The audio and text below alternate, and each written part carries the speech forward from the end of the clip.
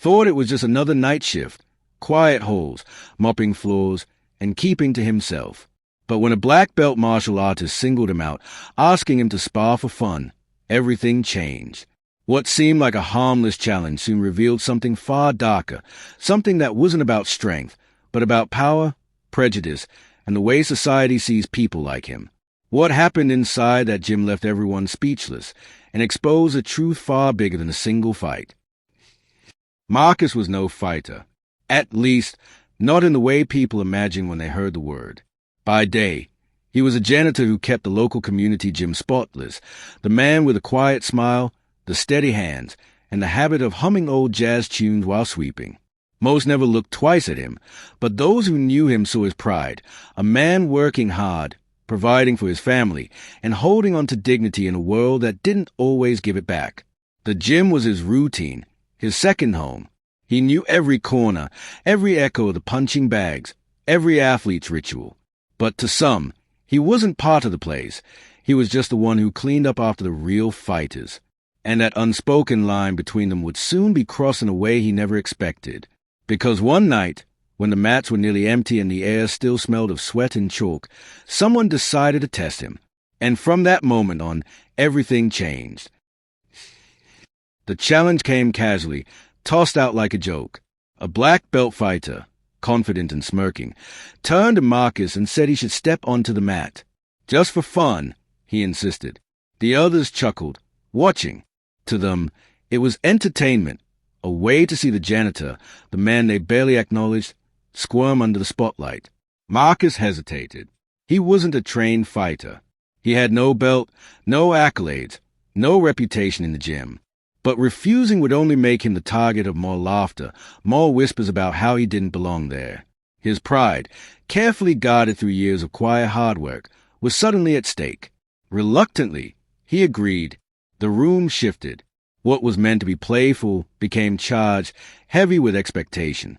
The fighter stretched and warmed up, but Marcus had nothing, just his worn work shoes and a body weary from hours of scrubbing floors. As he stepped onto the mat, he felt the eyes on him, not eyes of respect, but eyes waiting for him to fail. The first moments of the spar seemed harmless enough. A few light movements, a faint smile on the black belt's face. But quickly, the mood turned. The fighter's strikes grew sharper, heavier. It wasn't practice anymore. It was domination. Every kick and punch carried not just force, but humiliation. The crowd that had gathered laughed louder with each stumble Marcus made. And yet, something inside him refused to break. He absorbed the blows, steadied himself, and pushed back, not with skill, but with sheer resilience. Every time he stood back up, it was as if he was saying, "I will not be reduced to what you think I am." But instead of admiration, his persistence seemed to fuel the fighter's aggression. By now, the laughter had turned into a mix of cheers and jeers. Some wanted a quick finish, others relished the spectacle. The gym floor had transformed into an arena, with Marcus cast as the underdog in a fight he never asked for. And beneath the surface, it wasn't just about sparring anymore. It was about power, about reminding him of his place. Then came the moment that froze the room. A strike landed harder than it should have, sending Marcus crashing to the mat. Gasps filled the air. For a split second, silence reigned.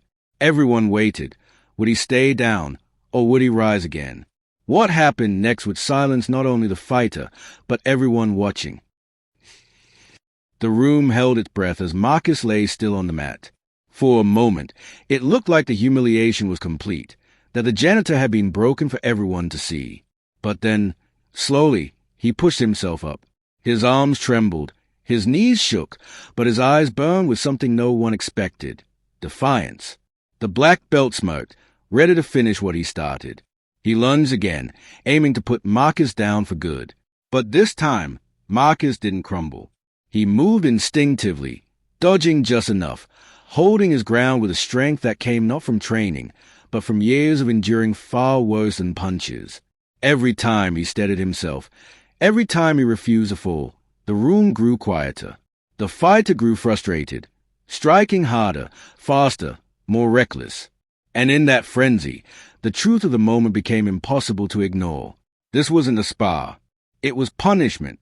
It was a spectacle of a man using his status, his skill, and his privilege to remind someone lesser of where they supposedly belonged. Then came the moment that would sear itself into memory.